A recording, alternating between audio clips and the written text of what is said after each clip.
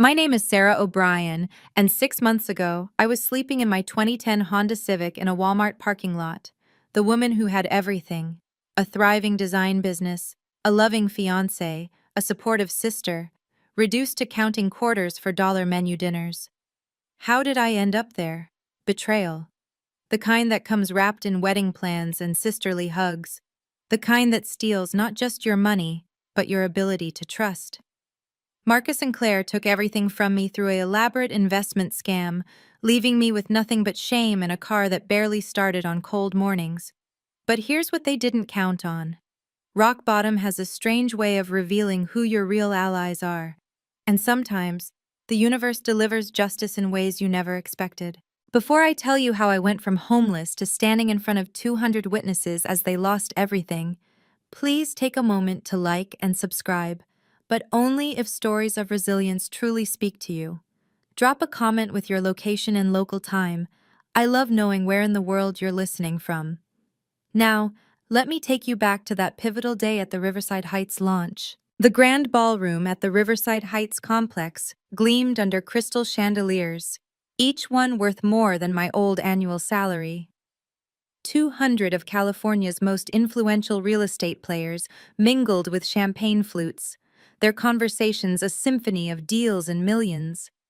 The April afternoon sun streamed through floor-to-ceiling windows, illuminating architectural models of the $50 million development that would reshape the city's skyline. I stood near the registration table, my new Armani suit a stark contrast to the thrift store clothes I'd worn just months ago. The fabric felt like armor, each thread woven with purpose. My fingers traced the edge of the leather folder in my hands, contents still hidden, waiting for the perfect moment. That's when I saw them. Marcus entered first, his trademark confidence preceding him like a herald. That same swagger that once made my heart skip now only reminded me of how blind I'd been. His navy suit was expensive but flashy, always more concerned with appearance than substance. Claire followed, her red dress commanding attention as she laughed at something on her phone. My sister, 2 years older but decades behind in integrity. They carried an elaborate bouquet of white roses and lilies, my former favorite flowers. The gesture might have seemed thoughtful to onlookers. To me, it reeked of calculated manipulation. The Thompson O'Brien Design Group, I heard Marcus tell a cluster of investors near the bar. We're hoping to secure the interior contract for Phase 2. Claire nodded enthusiastically. We've revolutionized sustainable luxury design. Our portfolio speaks for itself. Our portfolio. The words sliced through the air. Every design they claimed, every innovation they touted, all stolen from the woman they'd left sleeping in parking lots. I watched them work the room with practiced ease, shaking hands with people who controlled billions in development funds. They moved like sharks through still water, unaware that the ecosystem had changed. They had no idea that the meek designer they'd discarded had been quietly rebuilding, piece by piece, connection by connection. Daniel Chen's security team knew my name. The catering staff addressed me as Director O'Brien. The event coordinator had confirmed my presentation slot. Yet Marcus and Claire remained oblivious, too intoxicated by their own ambition to notice the shift in the room's energy whenever I passed. They had no idea who I'd become. 2 years ago, my life looked like a Pinterest board come to life. My home studio in Oakland buzzed with creative energy, clients booking consultations months in advance. Marcus had proposed on my 30th birthday, down on one knee in the garden I'd designed myself. We were building something beautiful together, or so I thought. Claire would drop by every few weeks, always with a crisis. Sarah, honey, I just need a tiny loan until my commission comes through. Her real estate career perpetually on the verge of breakthrough, perpetually needing rescue. But she was family. You don't keep scorecards with family. The warning signs were there, wrapped in concern and condescension. You're so talented with colors and fabrics, Marcus would say, usually when I suggested expanding the business. But you don't understand the financial side like I do. Claire's version was softer but cut deeper. You're an artist, Sarah. Don't burden yourself with the ugly business stuff. That's what you have us for. Just an artist, Just someone who makes things pretty, not someone who'd built a six-figure business from scratch. Not someone who'd negotiated with contractors, managed budgets, or navigated client politics. To them, I was a useful talent to be managed, not a businesswoman to be respected. I remember the last normal dinner we shared. Chinese takeout at my dining table, 3 weeks before everything collapsed. Marcus talked about investment opportunities while Claire complained about her broker. I sketched designs on napkins, lost in creating beauty while they plotted to destroy everything beautiful in my life. Family doesn't need contracts, right? Marcus had said that night, refilling my wine glass. We trust each other. Trust.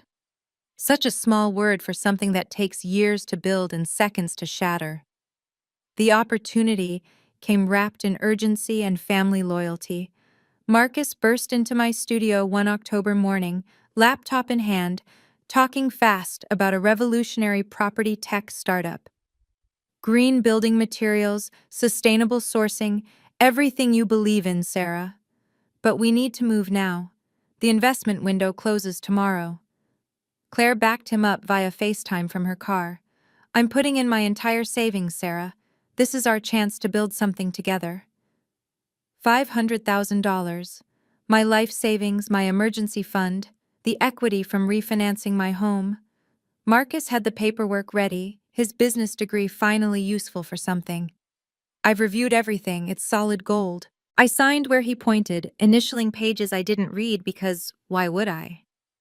This was my future husband, my sister. The startup would triple our investment within 18 months, Marcus promised. We'd have enough for the dream wedding, the house in Marin, the life we'd planned. The wire transfer went through at 3:47 p.m. on October 15th. I remember because I screenshot the confirmation, thinking I'd frame it someday as the moment our empire began. 2 weeks later, the startup's website disappeared. The CEO's LinkedIn vanished. The office address led to an empty warehouse in Hayward. My calls to Marcus went straight to voicemail. Claire's phone was suddenly disconnected. When I finally tracked Marcus down at his apartment, he was packing. It's not my fault you didn't do due diligence, he said, not even looking at me. Investment involves risk. The paperwork I'd signed? Buried in legal language were clauses absolving him of liability, transferring my design copyrights, even granting him power of attorney over my business accounts. My signature appeared on documents I'd never seen, authorizing transactions I'd never approved. The prosecutor later called it textbook affinity fraud. I called it the death of who I used to be. The foreclosure notice came on a Tuesday. 60 days to vacate the home I'd spent 5 years perfecting. My business accounts, mysteriously drained through authorized transfers. Credit cards maxed out on purchases I'd never made. Even my grandmother's jewelry, kept in a safe, Marcus knew the combination to gone. I sold everything worth selling. My design awards went for $50 on Craigslist. The custom furniture I'd built, piece by piece, liquidated for pennies on the dollar. Within 3 months, my entire life fit in the trunk of my aging Honda Civic. Walmart parking lots became my bedroom. Planet Fitness, my bathroom for the $10 monthly membership. Starbucks, my office where I nursed a single coffee for hours, desperately trying to salvage client relationships with borrowed Wi-Fi and a dying laptop. Marcus had vanished completely. Claire blocked me on everything, but not before posting photos from her sudden business trip to Cabo. They'd even poisoned my professional network, spreading rumors about my mental breakdown and financial irresponsibility. Rock bottom isn't just about losing things. It's about losing yourself, piece by piece, until you're not sure what's left to save. Then Daniel Chen walked into that Starbucks. Sarah O'Brien? I looked up from my laptop screen, where I'd been staring at the same email for 20 minutes, trying to word a plea for freelance work that didn't sound desperate. Daniel Chen stood there in his understated Tom Ford suit, looking exactly as he had 3 years ago when I'd redesigned his first boutique hotel. My instinct was to run. Hide. Anything but let a successful client see me like this. Unwashed hair hidden under a baseball cap, the same clothes I'd worn for 3 days. Mr. Chen, I managed, closing my laptop to hide the overdue payment notices. He didn't pretend not to notice my situation. That's what I'd always appreciated about Daniel, his inability to do polite fiction. May I? He gestured to the empty chair. For the next hour, he listened. No judgment, no platitudes, just occasional questions that cut straight to the heart of things. When I finished, he was quiet for a long moment. Talent like yours shouldn't sleep in parking lots, he said finally. I have a proposition. My walls went up immediately. I'd learned the hard way what propositions from powerful men could cost. He must have seen it in my face. A legitimate business offer, Sarah. I'm launching the largest mixed-use development in Northern California. I need a creative director, someone with vision, taste, and frankly, someone who understands what it's like to lose everything. Why? Because someone who's been broken and rebuilt themselves doesn't just design spaces, they create sanctuaries. And that's what Riverside Heights needs to be. He slid a business card across the table. Think about it. But Sarah, don't think too long. The launch event is in 8 weeks and we have work to do. The card felt like possibility itself. There's something you need to know, Daniel said the next morning in his downtown office, floor-to-ceiling windows framing the bay. Marcus Thompson and Claire O'Brien have been shopping your portfolio around the city. My coffee turned to acid in my stomach. My portfolio? Your designs with their names attached. They've already secured 2 small contracts using your work. He pushed a tablet across his marble desk, showing screenshots of my projects on their new website. The room spun. Not only had they stolen my money, they were stealing my professional identity. I can't prove those are mine. They have all my original files. Actually, Daniel leaned back. You can. But first, we need to discuss what's at stake here. He laid it out with surgical precision. If I stayed silent, Marcus and Claire would continue building their empire on my creativity. My reputation in the industry would evaporate completely. No one would believe the homeless woman over the polished couple with the impressive portfolio. Or, he said, we do this strategically. You take the creative director position, we document everything, build an ironclad case. Then, when they least expect it, we let the truth speak for itself. You mean revenge? I mean justice. There's a difference. He pulled out a folder. This is a draft employment contract. Salary, benefits, and most importantly, an exclusive design agreement that predates any claims they might make. The number on the salary line made me blink. Twice my best year as a freelancer. But first, we need evidence, he continued. Email trails, original sketches, anything that proves the timeline of creation. Can you do that? I thought of the cloud backup Marcus didn't know about, the one linked to my old college email. Yes. Good, because the Riverside Heights launch will be very public, very visible, the perfect stage for truth. You know that moment when you realize the universe might actually have your back? That's what I felt sitting in Daniel's office. If you've ever been betrayed by people you trusted most, you know the war between wanting justice and just wanting to disappear. If this story is touching something in you, please hit that like button and subscribe. It really does help more people find these stories. Drop justice in the comments if you believe karma is real. And now, let me tell you how we spent the next 2 months preparing for the most important presentation of my life. Daniel's legal team worked like a precision instrument. The lead attorney, a woman named Patricia who'd seen too many similar cases, laid out our strategy in rapid-fire questions. Your designs? Stolen. All of them. Proof? Email trails. Date-stamped files. Their weakness. Greed. And sloppiness. We spent weeks excavating digital evidence. My old college email account became a goldmine. 5 years of design evolution, each sketch dated, each revision tracked.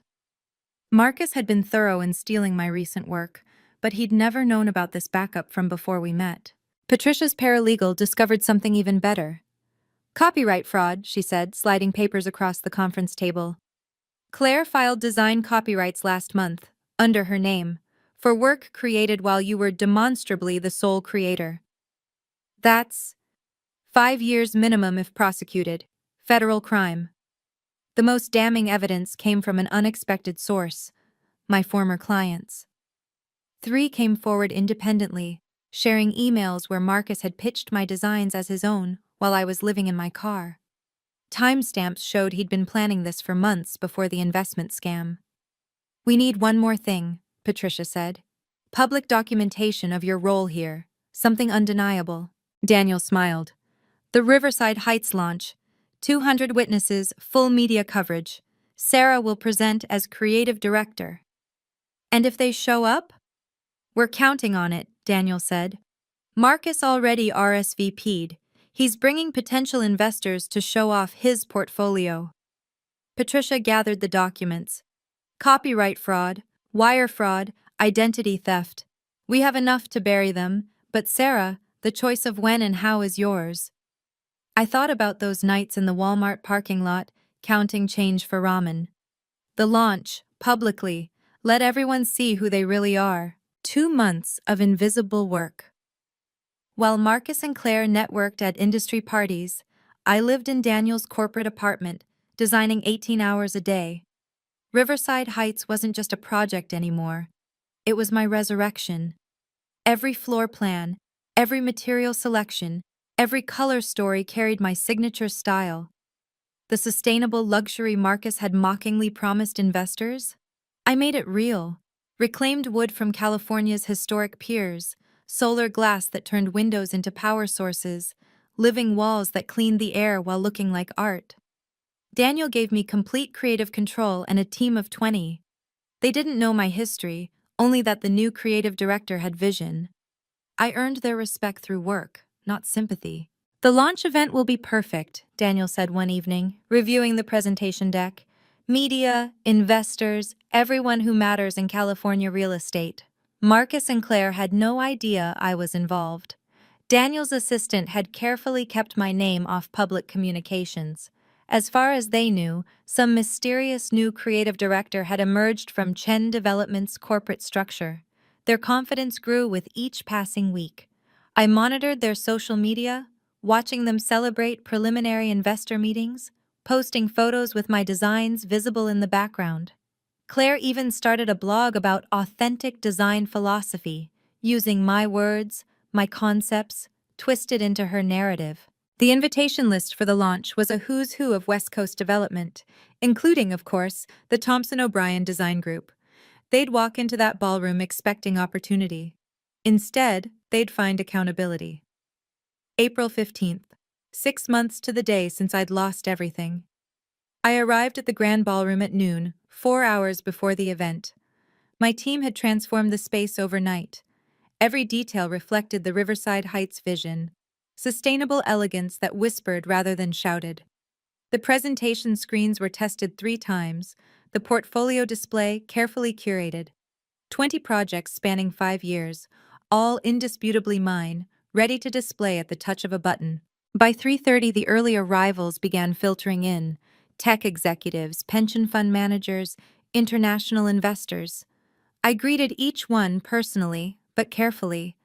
Director O'Brien, not Sarah, not yet. Then I saw them through the window. Marcus stepped out of a Tesla he couldn't afford, helping Claire with her dress. They moved with the confidence of people who believed they'd already won. The flowers they carried, white roses and lilies again, seemed almost laughably predictable. I watched them enter, watched them scan the room with predatory efficiency. Claire spotted potential marks immediately, her smile brightening as she recognized the Goldman Sachs team. Marcus made a beeline for the Korean investors Daniel had been courting for months. They were so busy hunting, they didn't notice the prey had become the predator. "Showtime in 30, Daniel's assistant whispered. I positioned myself where they wouldn't see me immediately, but where I could watch everything. The folder in my hands felt weightless now. The evidence, the contracts, the proof, all just props in a play whose ending I'd already written. Time to introduce myself properly. The room's energy shifted when I moved through it, though Marcus and Claire were too focused on their marks to notice. The senior executives from Cushman and Wakefield greeted me warmly. "Director O'Brien, the designs are stunning." The Chronicle's real estate reporter asked for an exclusive interview. After the presentation, I promised, small seeds of authority planted in plain sight. "Sarah?" I turned to find Jennifer Walsh, my former biggest client, looking confused but delighted. "I heard you disappeared. Marcus said you'd had some kind of breakdown." "Did he?" I kept my voice neutral. "I've been busy with a new position. You'll hear about it shortly." She glanced at my outfit. Clearly expensive. Clearly new. Then, at the Chen Development badge on my lanyard, the word Director visible even from a distance. Her eyes widened slightly. Security approached. "Director O'Brien, Mr. Chen wants to confirm the presentation timeline." "5 minutes," I said, loud enough for Jennifer to hear. She wasn't the only one listening now. Word rippled through clusters of conversations. Director O'Brien, Chen Development, the mysterious creative director. I passed close enough to Marcus and Claire to hear their pitch.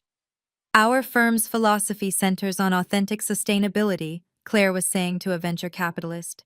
"We don't just design spaces, we create experiences."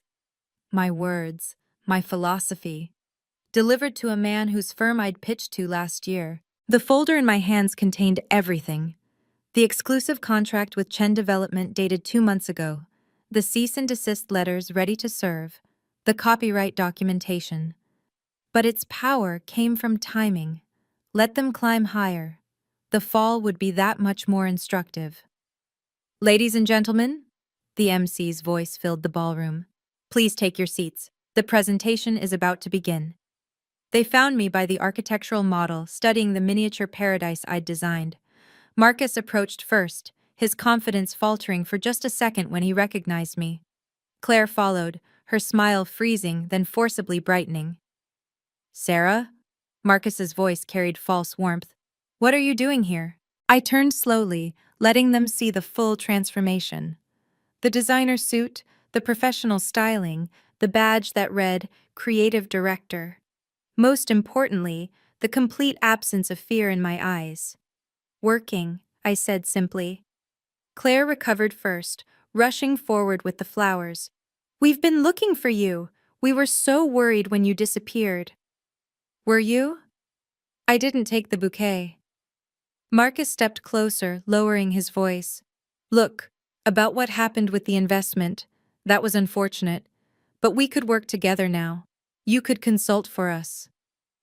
The audacity was breathtaking. They stood there, wearing success built on my ruins, offering me crumbs from my own table.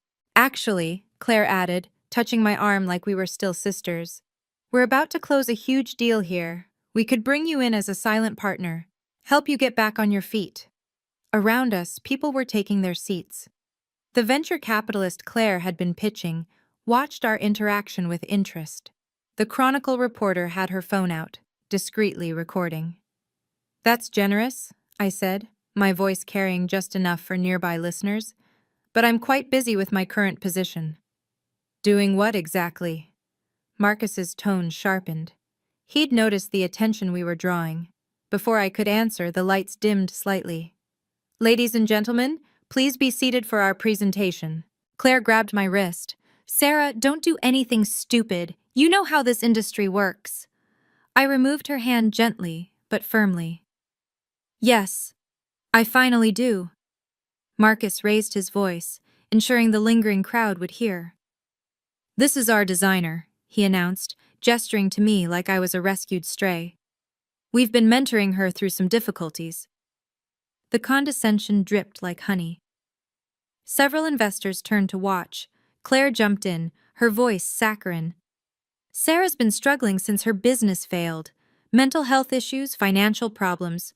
We're family, so of course we're helping her rebuild." "She was homeless," Marcus added, his concern so perfectly performed. "Living in her car, poor thing. We're trying to get her stable enough to work again." Each word was calculated to diminish me, to paint them as saviors, and me as charity case.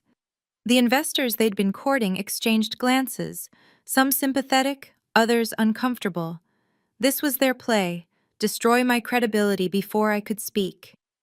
It's been hard watching her spiral, Claire told the Goldman Sachs team, who'd moved closer.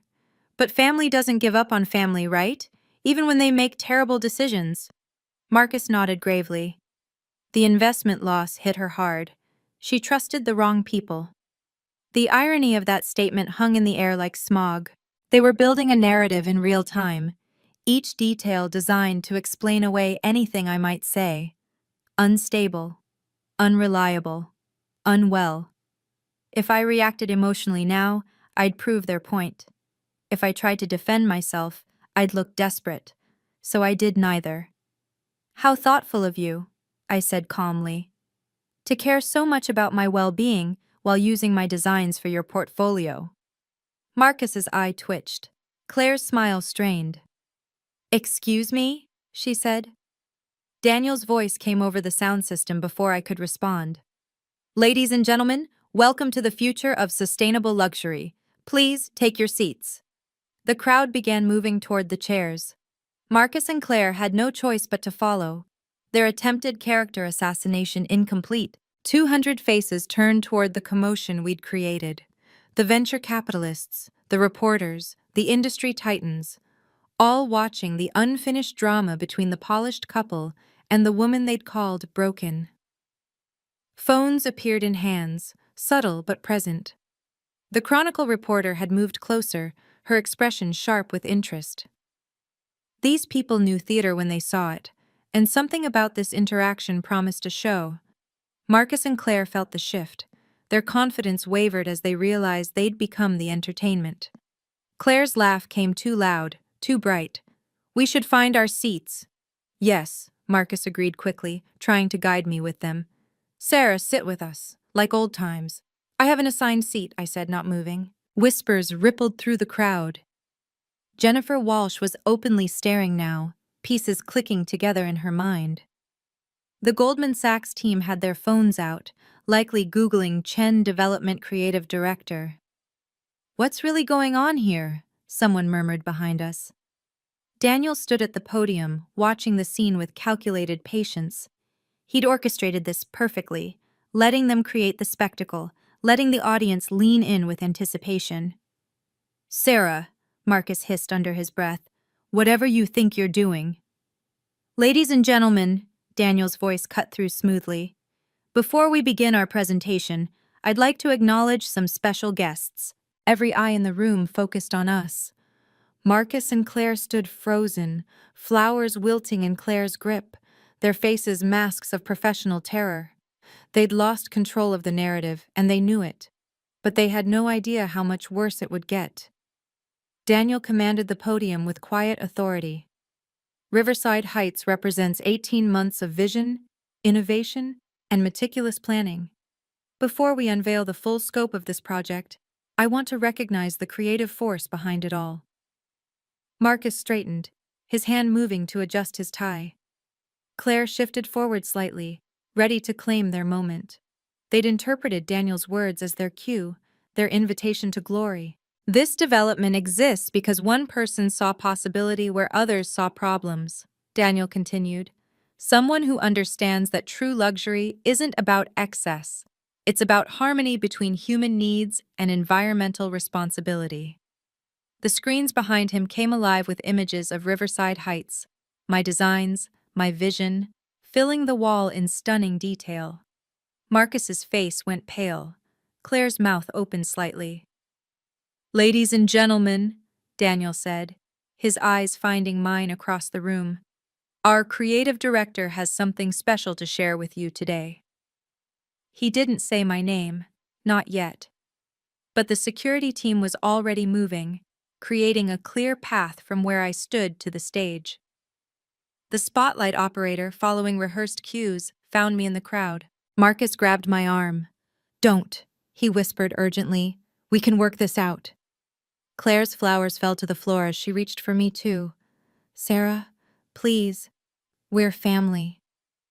Family. The word that had once been my weakness. I stepped forward, out of their reach, into the light.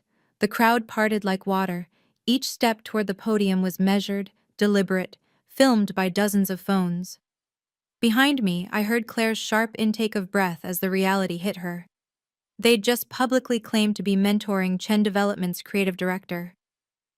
This moment, walking through that crowd while Marcus and Claire stood frozen, I still get chills remembering it. 200 pairs of eyes, two people who betrayed me, and one chance to reclaim everything they stole. If you've ever had to stand up to people who tried to break you, comment strength below. Your stories give others courage. And if this resonates with you, please hit that like button. It helps more people find these stories of justice and redemption.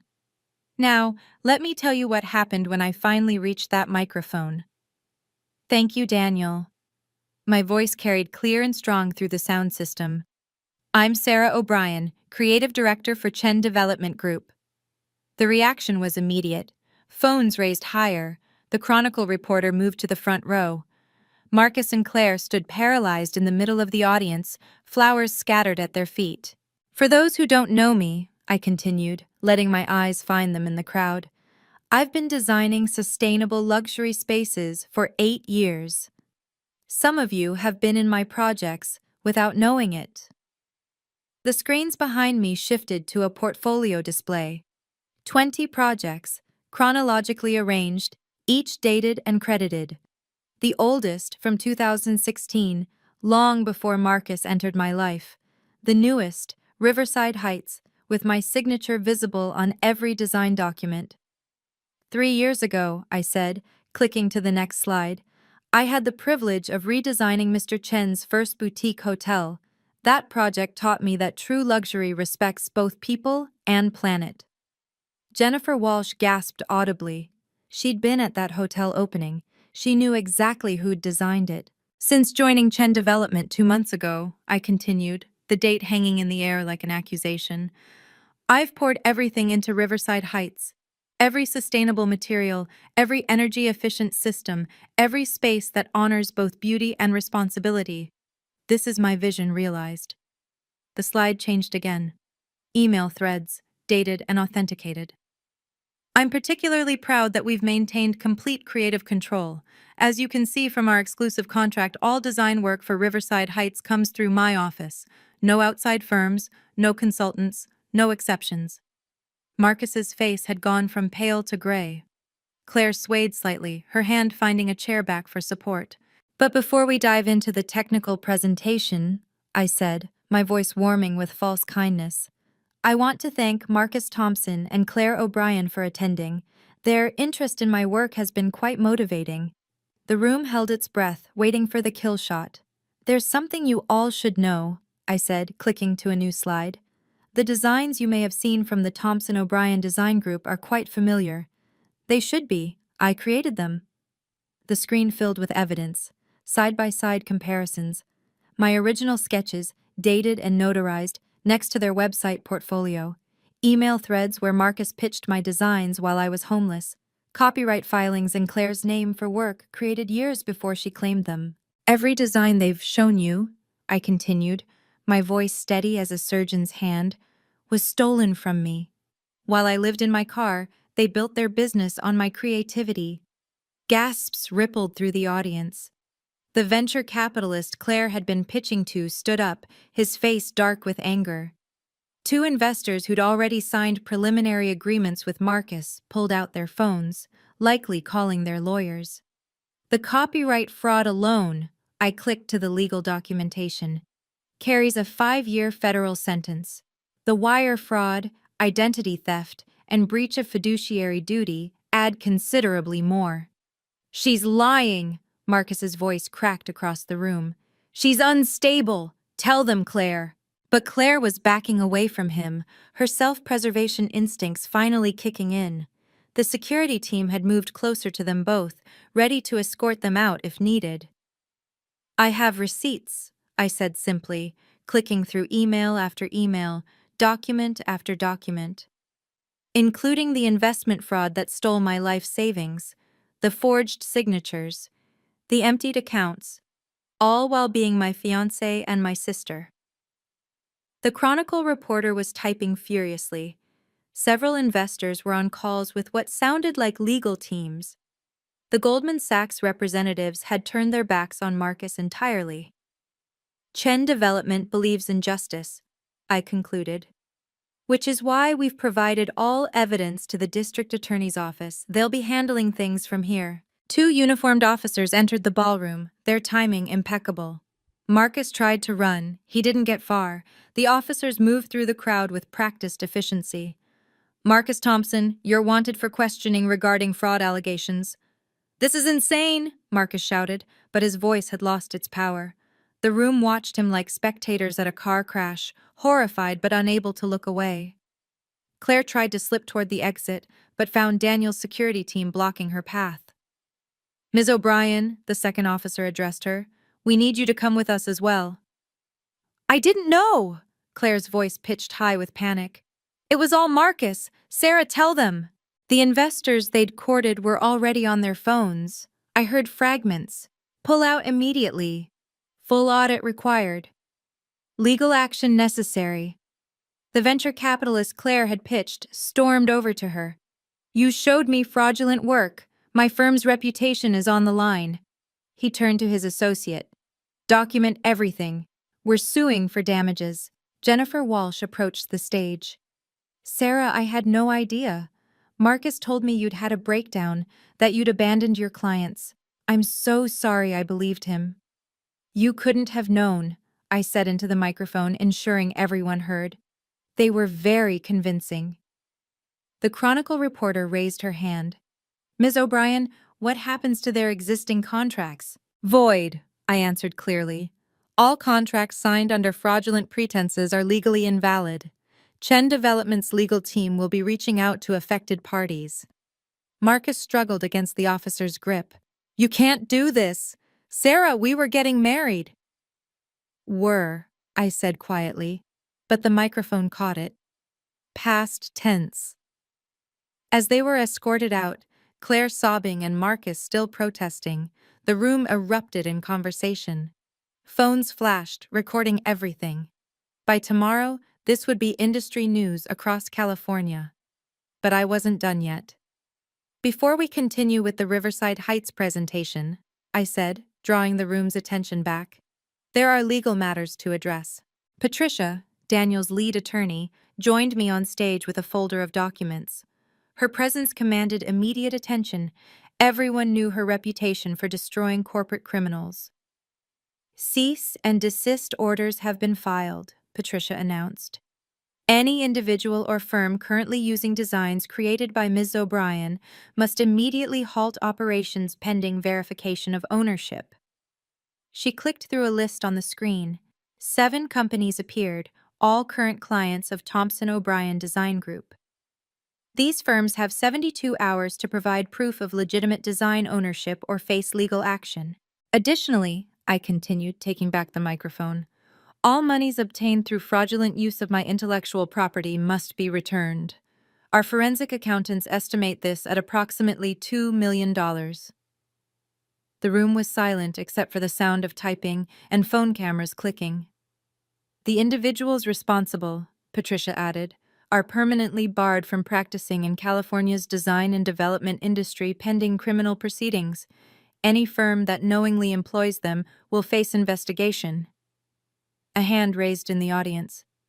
What about the people they scammed? A restitution fund is being established, I answered. Anyone who can prove they were defrauded by Thompson O'Brien Design Group can file a claim. Chen Development is providing the initial funding to ensure victims aren't waiting years for justice. It was more than just destroying them. It was about rebuilding what they'd broken, not just for me, but for everyone they'd hurt. The law is clear, I concluded, my voice firm but not vindictive. Fraud has consequences. Now shall we talk about the future instead of dwelling on the past? The room erupted in applause. Not for the drama, but for the justice. After the presentation ended, after the investors had committed $70 million to Riverside Heights, after the reporters had their quotes, Marcus's father approached me. William Thompson, senior partner at a white shoe law firm, a man who'd always treated me like I wasn't good enough for his son. "Sarah," he began, his usual arrogance replaced with desperation. "Surely we can resolve this privately. Marcus made mistakes, but prison? That helps no one." "Your son stole everything from me," I said calmly. "My money, my work, my home. We'll make restitution. Full amount plus interest. Just drop the criminal charges." Behind him, I saw Claire's mother approaching, tears streaming down her face, my own aunt, who'd chosen to believe Claire's lies over my truth. "Please, Sarah," she begged. "She's your sister. Family forgives family." "Family doesn't mean doormat," I replied, the words coming clear and strong. "Family doesn't mean accepting abuse. Family doesn't mean enabling criminal behavior." William pulled out his checkbook. "Name your price." "My price?" I looked at them both, these people who'd watched me fall and done nothing. "My price is accountability. Your son and daughter chose to commit fraud. They'll face the consequences of those choices." "You're destroying their lives," my aunt cried. "No, they destroyed their own lives when they chose to destroy mine. I'm just declining to save them from consequences." I turned to walk away, then stopped. I genuinely wish them growth and healing, but that journey happens away from me, far away from me. Security escorted them out as I returned to the celebration. The boundaries were clear now, reinforced with legal steel and professional distance. For the first time in years, I felt truly free. By morning, the story had exploded across every platform. "Homeless to heroin, designer exposes fraud at luxury launch," ran on the Chronicle's front page. Business Insider called it the most satisfying corporate takedown of 2025. The video clips, shot by dozens of attendees, had millions of views within 24 hours. Marcus's business license was revoked by noon. The California Board of Professional Conduct moved faster than I'd ever seen them move, citing egregious violations of professional ethics and criminal fraud. He couldn't legally practice business in the state for 10 years minimum. Claire's real estate firm fired her via email while she was still in custody. Her broker's license was suspended pending investigation. The California Association of Realtors issued a statement distancing themselves from her completely. Her carefully curated Instagram, where she'd flaunted a lifestyle built on my destruction, disappeared overnight. But the real avalanche came from their other victims. My phone rang constantly with calls from people they'd scammed: a young architect whose designs they'd stolen, a contractor they'd stiffed on payment, an elderly couple who'd invested their retirement savings in another fake venture. 17 victims in total, representing over $3 million in fraud. The district attorney upgraded the charges from fraud to running a criminal enterprise. The federal prosecutors got involved when they discovered Marcus had moved stolen funds across state lines. What started as a 5-year maximum sentence ballooned to potentially 25 years. Patricia called with updates hourly.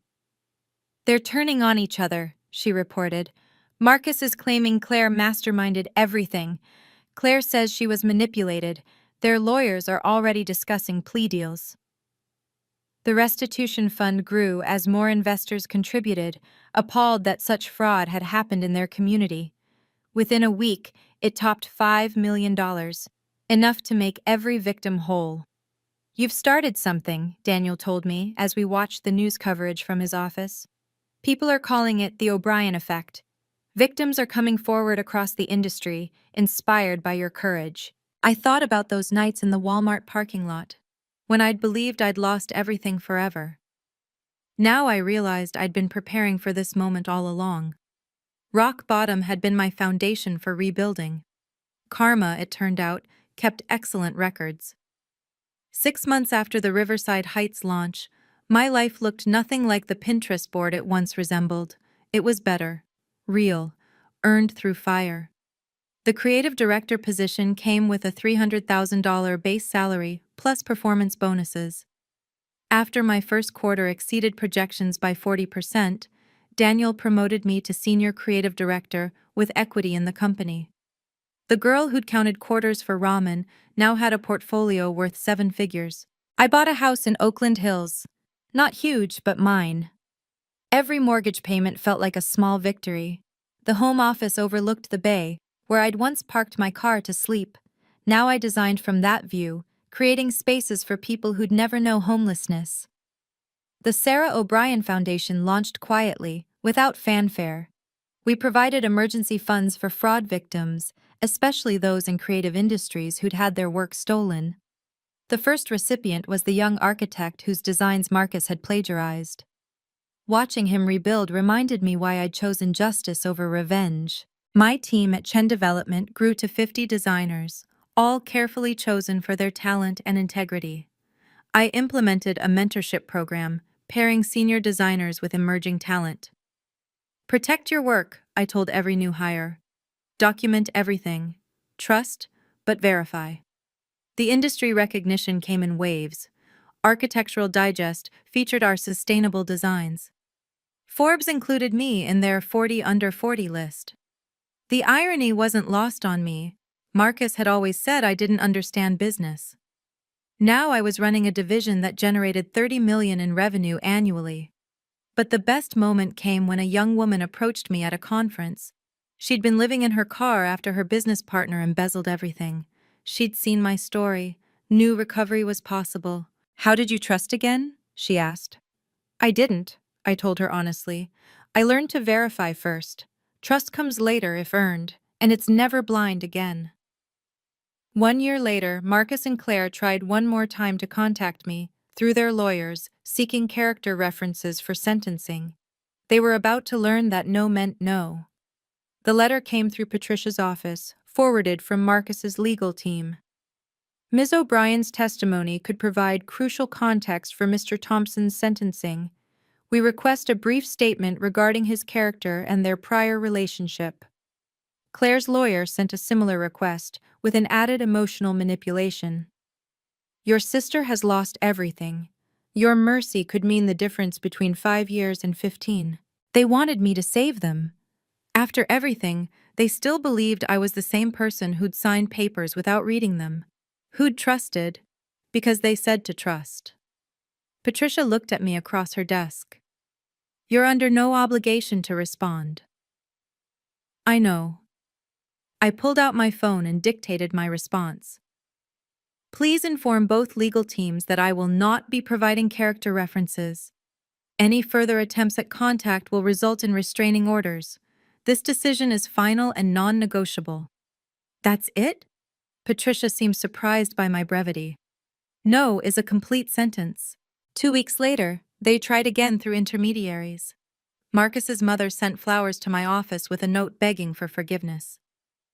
Claire's friends created a social media campaign painting her as a victim of Marcus's influence. They tagged me repeatedly, trying to generate public pressure. My response was swift and legal. Restraining orders filed against both families. Cease and desist letters to anyone participating in the harassment campaign. When a reporter asked for my comment on their upcoming sentencing, I gave them one line. The justice system will handle their consequences. I'm focused on building the future. The boundaries held firm because they were built on law, not emotion. Every attempt to breach them only strengthened my resolve. Marcus got 12 years. Claire got 8. Their parents still send letters sometimes, forwarded through lawyers, unopened and returned. No still means no. 2 years have passed since that April afternoon when Justice wore an Armani suit and spoke into a microphone. I still design sustainable spaces, still mentor young creators, still build beautiful things from broken pieces. But I build differently now. Every contract gets reviewed by lawyers. Every partnership includes exit clauses. Every creative decision stays documented and dated. Some call it paranoid. I call it professional. The betrayal taught me that boundaries aren't walls. They're load-bearing structures that hold up everything else. You can't build beauty in spaces where you're not safe. You can't create from a foundation of fear. I forgave Marcus and Claire. Not for them, but for me. Forgiveness doesn't mean forgetting. It doesn't mean allowing them back into my life. It means I no longer carry the weight of their choices. Their debt to me was paid by the justice system, not by my endless anger. Success really is the best revenge. but not in the way people think. It's not about showing them what they lost. It's about showing yourself what you're capable of surviving, of becoming, of building from ashes. Your comeback doesn't require their apology. It doesn't require their recognition or their regret. It only requires your decision to rise. To everyone reading this who's been betrayed, bankrupted, or broken by people you trusted, your story isn't over. Your chapter of justice may look different than mine. It might be quieter, smaller, more personal, but it's yours to write. Trust again, but differently. Love again, but wiser. Build again, but stronger. And remember, sometimes losing everything is just the universe's way of showing you that you were meant for something better, something real, something truly yours. What boundaries do you need to build today? Share your story below. We rise by lifting others. Thank you for staying with me through this journey. If my story touched something in you, please share it with someone who needs to hear that recovery is possible. Like this video if you believe in justice served cold and professional. Subscribe for more stories of people who refuse to let betrayal be their ending. Comment, boundaries. If you're ready to stop being a doormat for people who see kindness as weakness. And remember, the best revenge isn't destroying them. It's building something so beautiful from your ruins that their betrayal becomes irrelevant. Stay strong. You've got this.